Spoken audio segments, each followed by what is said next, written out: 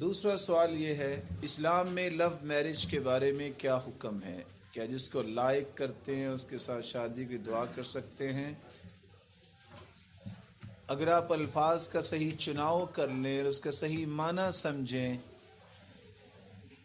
تو ایک لفظ یاد رکھیے، اسلام نے جتنا نظام دیا ہے وہ اتنا پاکیزہ ہے، اتنا پاکیزہ ہے، اس پاکیزگی کو سامنے رکھا جائے تو یہ لفظ چونکہ غلط استعمال ہوتا ہے، اگر یہ استعمال غلط نہ ہوتا تو ہم یہ کہہ دیتے کہ اسلام کرتا ہی لو میرج، کیونکہ اس کی لو کیا ہے؟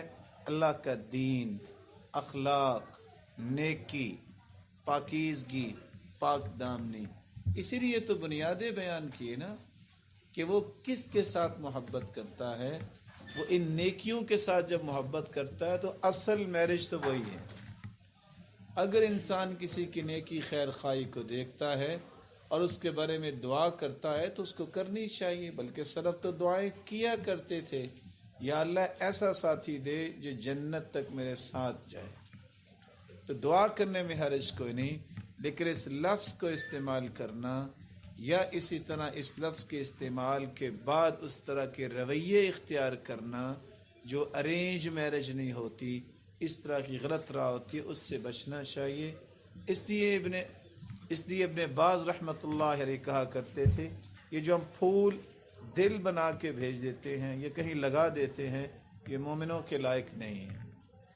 دل کے اندر لکھا ہوتا ہے اللہ، دل کے اندر لکھا ہوتا ہے محمد صلی اللہ علیہ وسلم، یہ اللہ اور اس کے رسول کی توہین نہیں کرنی چاہیے۔